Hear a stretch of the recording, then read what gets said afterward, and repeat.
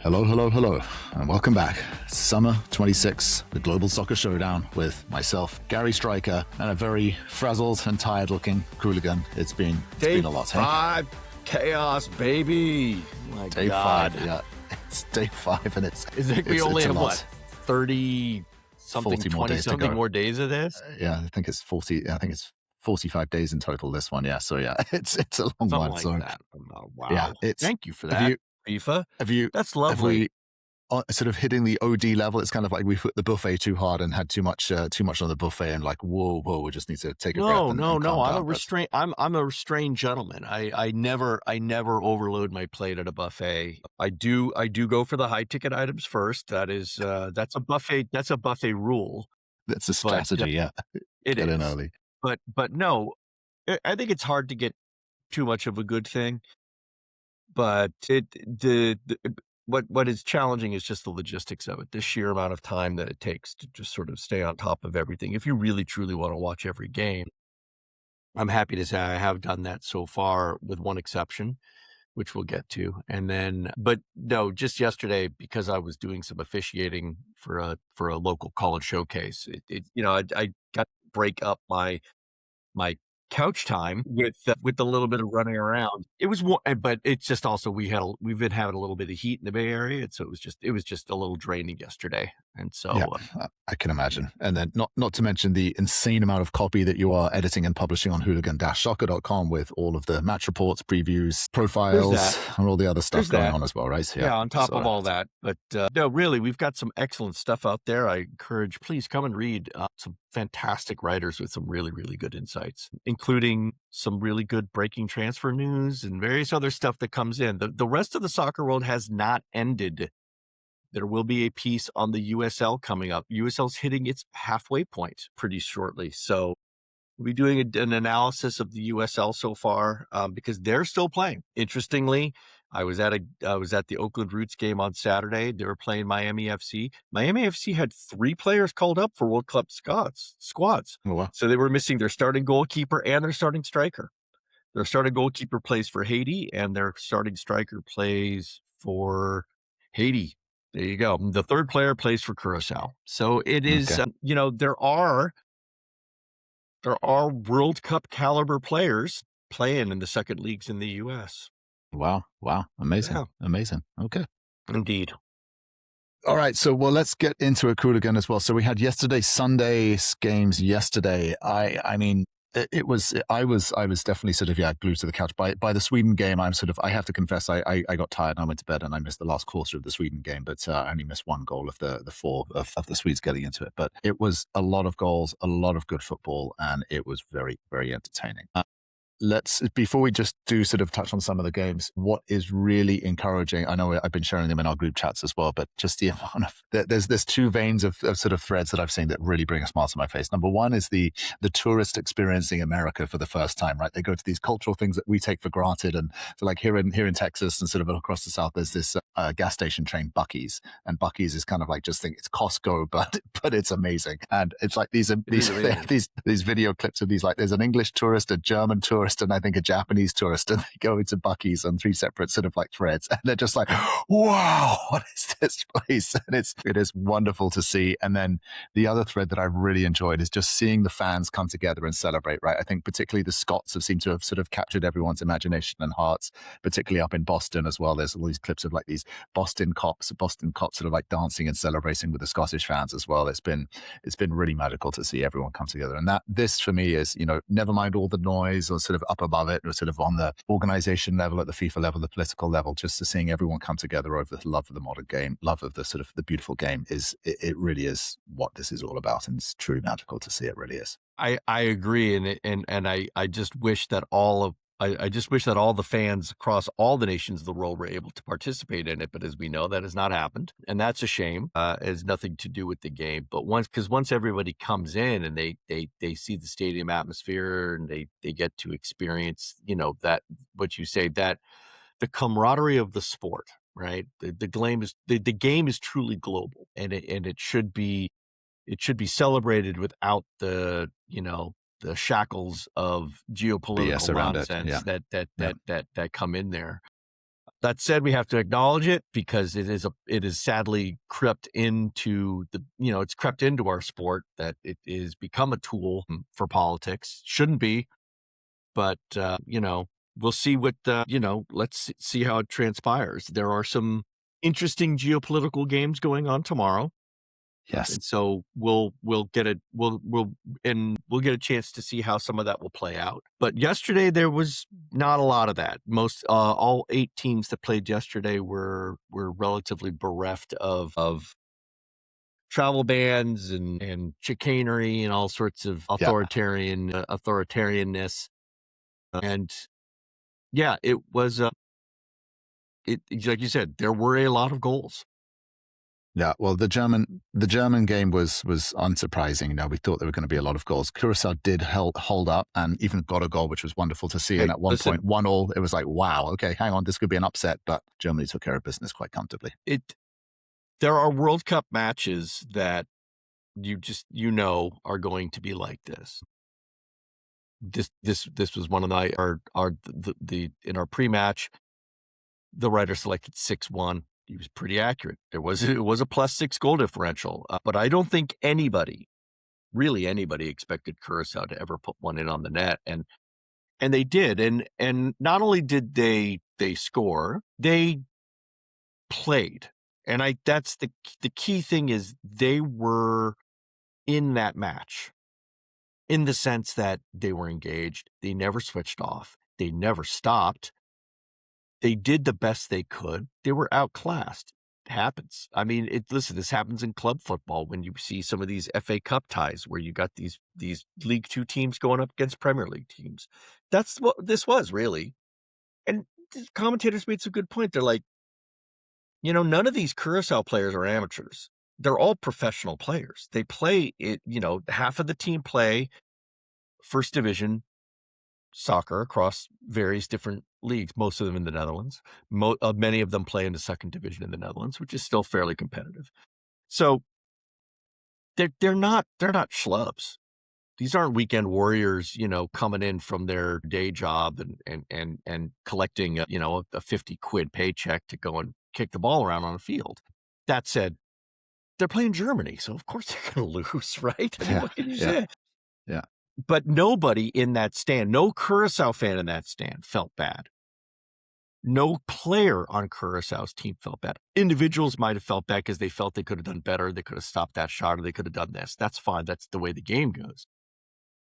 But overall, nobody walked away from that match thinking, geez, what a waste of time that was. Because it wasn't. It wasn't a waste of time. It was historical for that small country.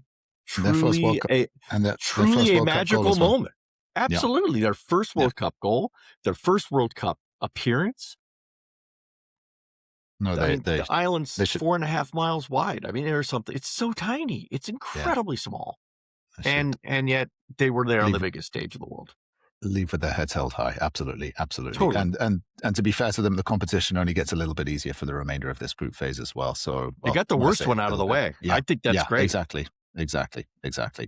Pull the Band-Aid off, kids, because it's Although to be honest, and so then let's go on to the other game in Group E as well. So that's that Côte d'Ivoire Ecuador game. Which did you get to watch all of this? Because I did get to see. I was on tape delay. I had it recorded, and I did watch it. And while I might have been a bit tired while doing so, wow, what a fascinating match that was. It was exactly that was what a matchup, evenly matched, right? Really? It was almost they were both the same competitiveness, right? It was really, really wonderful to see. Creepy even. Yeah. I thought I was really impressed with Côte d'Ivoire, hey, particularly their defense. I know you called this yesterday when we were speaking about it. I mean, they are absolute monsters. They are huge, all of those Côte d'Ivoire defenders. They are going to be tough to penetrate and get goals against, that's for sure. And then what was really interesting is Yan Diomande, he really did stand out. Okay, you can see why he's getting all the transfer hype.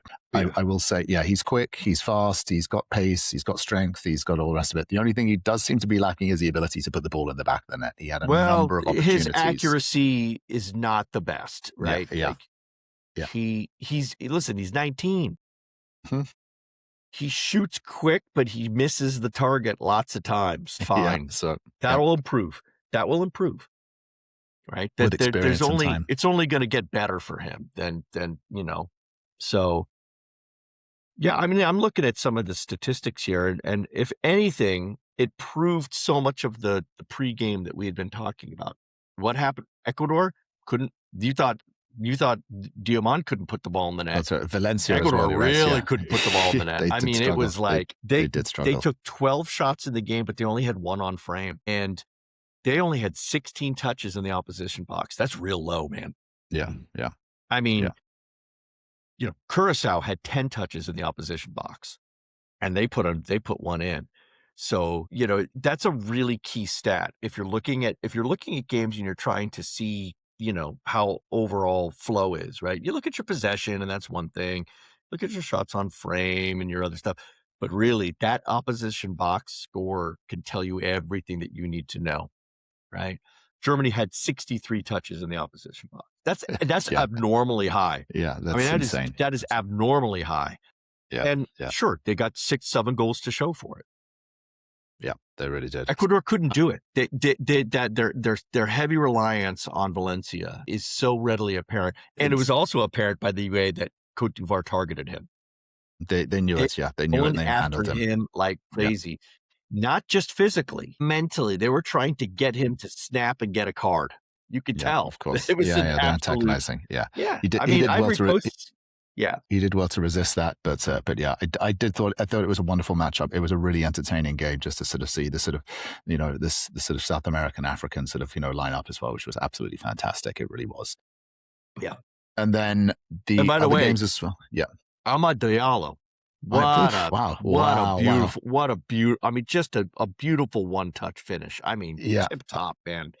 Amazing. Top. Hey, what a season he's had. I know, because there was a lot of like negative press throughout the sort of beginning of the season, this season, particularly when Man U weren't doing so well. And then they had that change of manager, and he's really, really had if you look back, he's grown. He can wake up. This was his clarion call that, bitch, look at me. It was fantastic. Yeah. Just as I saw that Ruben Amorim has been appointed as manager of AC Milan. So I'm sure he's looking at all those AC Milan players going, good luck, guys, you're in for a treat. But anyway, we'll keep the club stuff out of it. And then also your beloved Netherlands against Japan. We knew that was going to be a tight game, but that was a very, very entertaining game. It was Japan fantastic versus Netherlands. But first half aside, half was, that was two teams with really experienced managers and a really good understanding of the opposition, feeling each other out, right? That was the chess part of it. And if, to do the analogy, if you've ever heard of the sport called chess boxing, that was the chess part of it. And then the boxing happened in the second half, right? Yeah, the second half, yeah. It was all tactics, probing, this, that. And to be fair, the Dutch were the far superior team in the first half. They were, yeah. They if it was not for Zion Suzuki, they would have been at least 1 goal, 2 goals up. Yeah. But Zion made some good saves. There were some unlucky efforts by the Dutch, just hit right at him, but still he kept his cool. I mean, remember, he's only 23 years old. He's a young player by World Cup standards. But he showed a real good maturity on that. And then the second half, what can I say? Beautiful. Did it end the way that I wanted it to? No. But I was not disappointed by that match. And I was frankly not disappointed by the outcome. Yeah. Yeah. It was a fair result. It was a fair result. It was a fair result. One thing that I've noticed is there's this, the experience that we get here in the US is they start putting up this new metric, this attacking momentum. Now, I know it's kind of been around, but it's never really been put front and center. I know XG is this trendy thing, but really seeing that attacking momentum, it really does give you a view of sort of how the game went. And what's interesting is Japan basically had a few sporadic moments throughout the game. And then the last quarter, they just went full power and just went for it. And it was all attacking momentum to Japan. And it really does, again, I think seeing that metric and then you combine that with obviously the hydration break, or as we're talking about now in quarters, it really does. The hydration breaks really do have a marked impact. You can see it. There's a real trend happening where you can see exactly when the hydration break was, looking at the attacking momentum metric. And you can say, there it is, because it completely swings the other way. And all of a sudden the other team's going on. So it's really, as I say, I know there's sort of there's a lot of sort of reticence or sort of desire to sort of push back against it. I enjoy the hydration break, and I think it is very good. It does just help shake up the dynamic of the game, allows me to go and refill my glass and obviously sort of take care of business and then get back into it. Anyway. I don't think it should be mandated. And I don't, and I also, the reason why I don't like it is because it is yet again, it is the commercialization over the game, because the only reason that they're doing it is for a commercial break. And we know that because they are stopping teams from getting back on the pitch and restarting the game until so that the commercial break comes back on. We know it's happening because people are filming the fourth official stopping players from entering the field of play before it goes on. Yeah. That is wrong. That is not the reason why they should be doing it. It's one thing if it's truly hot. Yes, you have to have it. It's for the player safety. But to hide behind this paper shield of, well, it's for bullshit. Fuck you, FIFA. Stop it. Let the game just do what the game does. It's already got all those measures in place. And if you're going to call it out, at least call it out for what it is, which is just more money for you. Right? But just be honest about it. Well, don't give me this. Stop giving me this for the good of the game. All the money goes back to the game. We all know it's bullshit. Stop it. Yeah. Own your evil. Own your evil. If you're going to be evil, own it. Okay. Speaking of evil, no, actually, that's a wrong foot to get off of. Let me walk that back. Don't do an intro for any country. Don't do an intro for any country or game with that. Don't do it. Let me cruel. Let me speaking of backtracking that one. Yeah. Cruel. Tunisia. Okay. Yeah, that was cruel. Did you see this morning that Tunisia's coach got fired? Fired, right? I don't know if that's true or not, because I saw it on X. I don't believe anything that's on X unless I have it validated somewhere else. There were some other credible sources. Okay, one of our guys, confirmed? Ben Jacobs also tweeted it out, and so I kind of verify that a little bit. Right? Okay, but yeah, shame. Well, Ben Jacobs, the Tunisian manager, know it's true. They have in the run up in the last 4 years, they went through 4 different managers. For some reason, they couldn't get it right. I know they didn't have the sort of greatest qualifying campaign. Found this guy. Let me just pull up what was his name? It was what was his name? Yeah, Tunisia sacked coach Sabri Lamouchi. Okay, and so he's been sacked. And so, but I'm baffled by the sort of the decision making inside of the Tunisian FA or the equivalents, right? Guys, here's a good idea. We're one game into a World Cup. Let's change our manager and all the backroom staff and unsettle everything and just shake it up, right? On top of, because, well, it's the trend that they've been doing, but it's bizarre, right? And yeah, I know maybe they hit the panic button a little bit too much because they got beaten very comfortably, right? Sweden did look very good. By the way, Sweden, Graham Potter playing with two strikers up front. Sort of old school, all of a sudden 4-4-2 formations. What happened to inverted wing backs and false nines and just was lone strikers? But having two lethal number 9s up front is a pretty effective game plan. Hey, they Sweden did look very good. Yeah. My goodness. The game has changed, but shame Tunisia now, and now they've got to go and play against Netherlands and Japan with. I don't know who they've replaced him with, or whether there's an assistant come in or something's gone on. But that decision making framework, I don't understand. Just stick with him, stick through, and then do the assessment after the tournament. After you kind of crash out. You talk about the dual striker, and it's like if they weren't putting the ball in the net, they were feeding it to somebody else who was putting it in the net. So Gyökeres and Isak had two. Like Gyökeres had a goal and assist. Isak had a goal and 2 assists. 2 assists. Yeah, they look great. They really did look great. Looked like a good partnership. And then the other guy who finished, ironically, is eligible for Tunisia. He's Tunisian. He didn't celebrate. Yeah. He's got a Tunisian father or something like that. Yeah, that's correct. And so he actually chose to represent Sweden as opposed to Tunisia. So you talk about your conflicts. You're like, and he didn't. He was modest, and as he should have been. Yeah, but wow. That was rough. And by the way, that first goal was that was a thing of beauty, right? What an absolute strike, hey?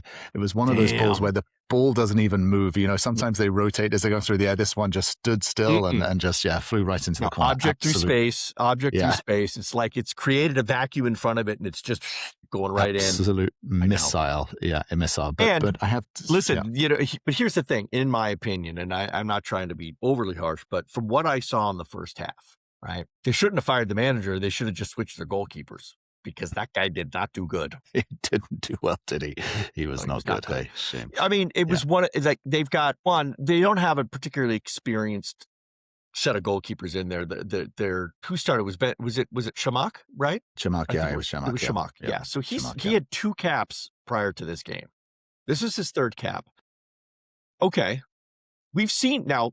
By the way, that worked for I wonder if the coach looked at what happened with Australia and said, "Hey, maybe we could do that," right? Because remember, Australia started a goalkeeper with only 2 caps, and that guy did great, but Shamak does not mean beach in Arabic, so it didn't work out well for them, right? And that poor guy just showed up, and he had a bad night. He had a bad night, and it's the worst thing is if you got a bad day, if you have a bad game on the World Cup stage, man, that stuff stays with you forever. Forever, and then also to be facing 2 really informed number 9s. Now, what's interesting is Isak, if he plays like that for Liverpool next season, they're going to be dangerous again. They are going to be very dangerous. Yeah. Oh, he was fantastic. I haven't seen that form. I mean, Newcastle, he plays almost with a bit more freedom for Sweden than he does. Even Newcastle, I know, was doing quite well when he was there, but I haven't seen him play that well for a long time. Hey, he looks very, very good. Alexander Isak for sure. I think it's a testament to Potter playing up to his strengths, right? Gyökeres is a versatile enough striker that he can do pretty much whatever you tell him. Isak needs a little bit more structure around him, right? Yeah. If you just let him just sort of float, he cannot be as effective. Potter recognized that and set the Sweden team up for success. They weren't very high on my list prior to this World Cup. This game changed my perception of them a little bit. I would say they are now far more dangerous than I gave them credit for, and I think it also supports my original theory that this is a true group of death in the sense that you've got 3 outstanding teams all congregated. That's why I'm kind of thinking that draw for the Netherlands and the 2-2 draw for the Netherlands and Japan doesn't hurt either of them too much. It's okay. Assuming both win against Tunisia, and it means that they're going to have enough points and goals to be able to hopefully comfortably move on into the next stage and then live to fight in the knockout round. So let's just hope that happens because both teams, based on that game, deserve to move forward. I think the 3 of them will go through. Again, as we've seen, it's going to be pretty hard. You're going to have to play pretty poorly to not qualify in 3rd place. There will only be 4 teams that do not qualify in 3rd place. So they should be pretty good. And again, they'll be competitive for sure. Okay. Let's move on to today's round of fixtures. It's coming thick and fast, Hooligan. I really love this. 4 games in a day. This is true World Cup overdose. Okay, first game that we're going off is Spain against Cape Verde, another giant favourites for the tournament against new entrants, sort of small masses, small tiny population. Considered that one of the best explanations I saw online were the Latinas of Africa. That's what Cape Verde are. That's the way they're explaining it, which is beautiful. I mean, that's not inaccurate, right? Yeah, that's not an inaccurate statement. Yeah. They're sort of technically part of Africa, but obviously with sort of Spanish colonial sort of history. So I think Portuguese. Is it Portuguese? Cape Verde is Portuguese. Spanish. It's Portuguese. Forgive me. Okay, thank you for correcting my inadequacies there on my geopolitical history. Lamine Yamal is not starting. He's still nursing his hamstring, and quite rightly so. They're probably just going to ease him in and just give him an easy one. Possible lineups. It's a gift. That's a gift to the Sharks. Yeah, that is a gift. It's a big gift to the Sharks. That is a gift. It's not much of one because it's not like they get. Not like he was the only player on their team. But still, thankfully there won't be a single Real Madrid player to sort of spoil it and bring their sort of terrible arrogance and terrible behavior. Or actually, that I stand corrected. That is a lie. I don't know if you saw the news that Real Madrid have confirmed that they have had an offer accepted for Marc Cucurella. So he is leaving Chelsea and he's off to Real Madrid. So he's got one foot out of the door at Chelsea and on his way to Real Madrid. Cucurella is a bit of a jerk anyway, so he'll fit in perfectly. He'll fit in perfectly. Totally perfect with that team. Pass the culture test for Real Madrid as well, right? I'm still not giving Real Madrid any. That just shows the desperation that Real Madrid and the Madridistas have. In trying to get a player on their national team. I mean, they would go and spend that much money just to be able to say, "Oh, look, we have a player on the national team now." Yeah, we know that that's not exactly true, but that's okay. I know. Okay. I know. Yeah. but then also just fill in sort of, you've got league winners, Champions League winners, you've got Ballon d'Or winners, Rodri obviously in the captaincy as well there. So it's Spain. We know that Spain are one of the favorites. It will be interesting to see if they do sort of, again, do they come out of the gate storming and have a Germany sort of Curaçao-like moment where they comfortably coast and sort of win 7-1, 6-1 and sort of beat them? Or is this a nervy sort of like, Cape Verde over deliver and Spain sort of, maybe get the yips a little bit. But listen, I think if you watched any of the Cape Verde qualifications in Africa, you will recognize that this is no Curaçao. I mean, sure, the players are diaspora just like Curaçao. The players played first and second division teams just like Curaçao. But the team itself is far more disciplined.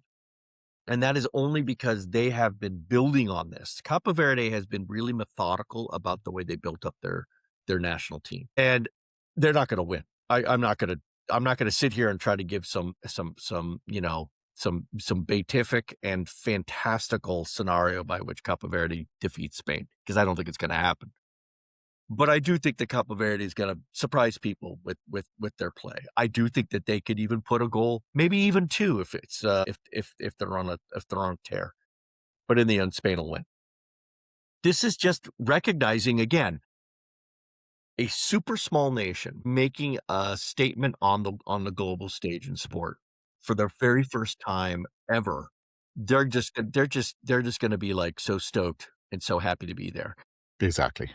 The only drawback that I have to say is that it's in Atlanta. I wish this game was in Boston because there's a massive Cape Verdean population inside the Boston area. I mean, we're talking like tens of thousands, and that would have been great. I'm sure a lot of them will travel, make the pilgrimage and travel. Yeah, down probably. To Atlanta, yeah, absolutely. Yeah.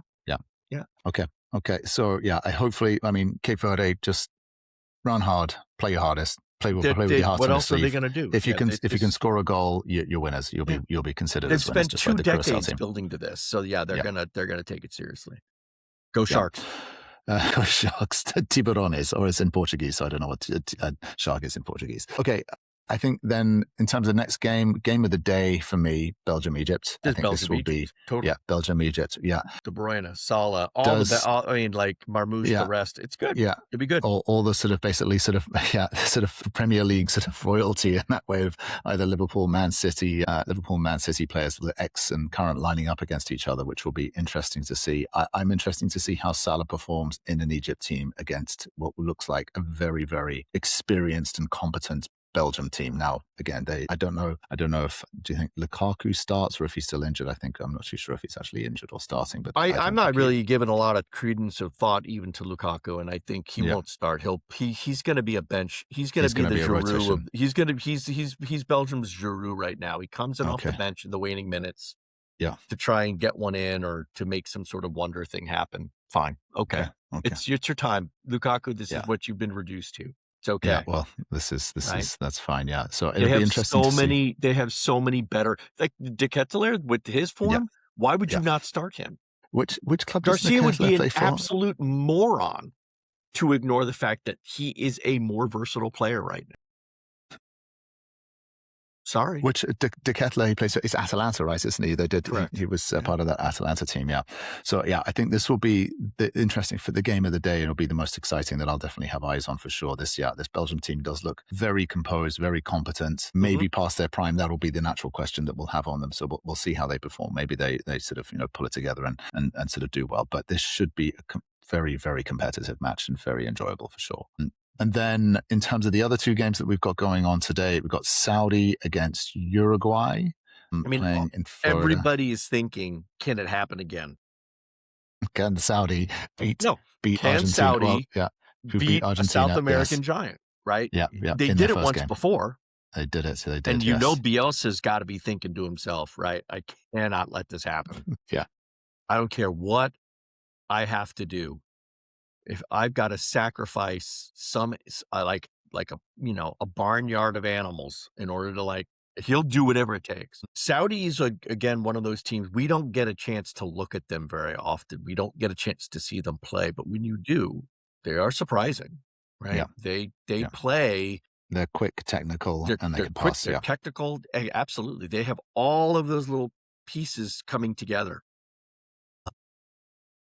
So it could be surprising. I mean, Yeah. I'm not looking at this game going, gee, it'll be a walk in the park for Uruguay. No, not What at is all. interesting is if we do go look back at all the current fixtures that have happened so far, there have been some surprise results. And so we are not going to be foreigners or strangers to surprise results. There will be some shocks coming out. I think looking at that Qatar, Switzerland, that was an interesting result. Australia beating Turkey. I thought, so we've seen it. So again, don't be shocked if Uruguay get punched in the nose here. That's for sure. Yeah, and they did get rid of Reynard, so they have a new coach now. But Yeah. that, I don't think that's going to change the way they play. I mean, Reynard, he was there for a long time. A lot of the things that he put in are going to stick, and I don't see their coach coming in and radically changing their structure or the way that they're going to be playing. So, I think they'll be competitive. They will be, and then the final game of the day, Iran, New Zealand. This is Iran's chance to shine. Can they go and score and go and beat New Zealand? Which I think they should be beatable. This is going to be a SoFi Stadium. I think Iran will. I think Iran will win this game. Okay. I really they're going to have the support. And there's going to they're going to have the support. They have SoFi, support. Right? It is a real frenemy type situation. I mean, the expats, the Iranians that live in the LA region are certainly not pro-regime. That's by any stretch of the imagination. Yes. And so, but I don't think that you're going to see, outside of the hardcores that are going to be outside the stadium doing all their protesting and whatnot, when you get into the stadium, again, the camaraderie of the game they're going to be supporting Iran because, the players are the players, right? Yeah. And whether or not you consider the players to be tools of the regime or whatnot, hey, listen, they've all got families back home. They got to do what they got to do. Yeah. But at the end of the day, they're out there to play. And they want to go in and they want to show, whether they want to show for their country, whether they want to show for themselves, or whether they want to show for their teammates. It doesn't matter. Ultimately, they got to go in.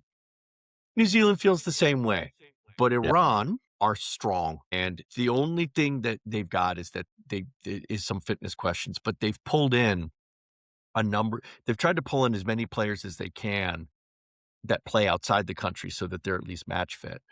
My only concern with Iran is their age. They are really old. It is a very old team. But they haven't, as you said, they haven't played a competitive match in quite some time. Is that correct? The domestic league was paused. The majority of their team. That's right. They can't play a game. Can't play games when you're under the threat of bombs, right? It's just hard. And they're not allowed to travel internationally, so it's really difficult. But no, they're average. They are the oldest average team. Right, they're the oldest team in the World Cup. Their average age is 30. Average. Wow. Oof, that's old. Yeah, 15 players over the age of 30 on that team. That's more than half the squad. Right, that's a bit of a warning sign. 65% of which play inside Iran in the domestic league. So that's a factor. New Zealand, they've got a nice balance between youth and experience, right? And of course, their big experience is Chris Wood. And so if that guy is on fire, if they can feed Chris and Chris can convert, it could be a long day. But I kind of see Iran eking this one out. Iran won't give up easily. They won't. By one goal. It's going to be tight.